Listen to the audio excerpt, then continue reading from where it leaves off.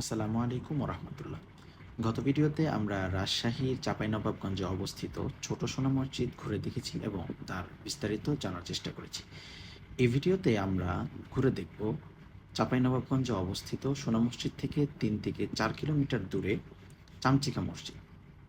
চলুন কথা না বাড়িয়ে আমরা চামচিকা মসজিদ সম্পর্কে জানি এবং তার নিদর্শনগুলো দেখি।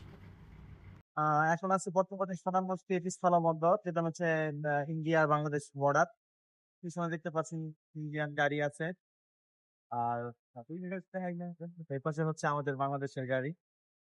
তো এখান থেকে হচ্ছে ইন্ডিয়ার যে মালামাল গুলো আছে সেই মালামাল গুলো এখানে আনলোড করা হয়।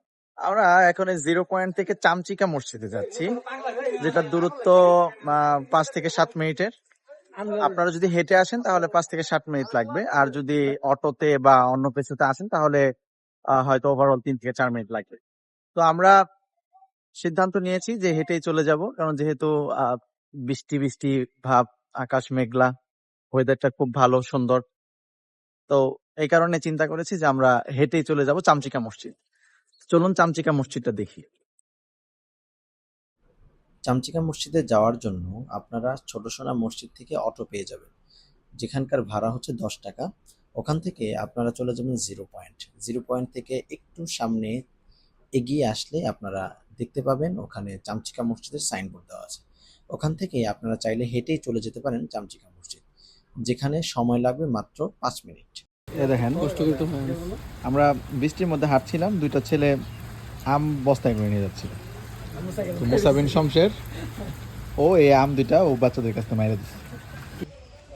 এই হচ্ছে আমাদের চামচিকা মসজিদ, যেটাকে স্থানীয় ভাষায় চামচিকা মসজিদ নামে ডাকা হয়, কিন্তু এটা আসলে প্রকৃত মসজিদের নাম হচ্ছে খানিয়াদিঘি মসজিদ, যেটা সোনা মসজিদের যে বর্ডার আছে বর্ডারের পাশে অবস্থিত।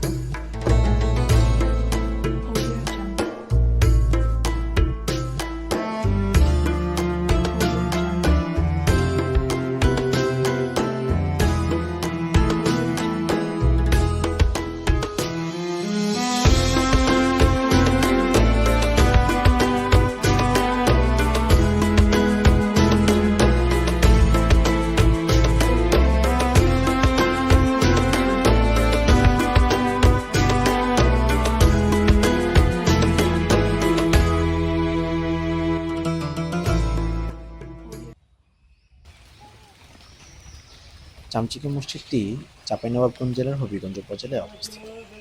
এটির নাম চামচিকা মসজিদ হলেও এর মূল নাম ছিল খানিয়াদিঘি মসজিদ বা রাজবিবি মসজিদ। বাংলার ঐতিহাসিক সুলতানি আমলের মসজিদ এটি। চামচিকা মসজিদটি নির্মিত হয়েছিল 1480 খ্রিস্টাব্দে, যখন গৌড় বাংলার রাজধানী ছিল। চামচিকা মসজিদটি খানিয়াদিঘির পশ্চিম তীরে অবস্থিত হওয়ায় এর নাম খানিয়াদিঘি মসজিদ রাখা হয়েছিল। পক্ষান্তরে বলা হয় কোনো এক রাজবিবি এটি নির্মাণ করেছিল, যার ফলে এর নাম হয় রাজবিবি মসজিদ। বর্তমানে মসজিদটি সুলতানি বাংলার স্থাপত্য শৈল্পীর একটি গুরুত্বপূর্ণ নিদর্শন এবং বর্তমানে বাংলাদেশের প্রত্নতান্ত্রিক ঐতিহ্যের অংশ হিসেবে সংরক্ষিত রয়েছে। কিন্তু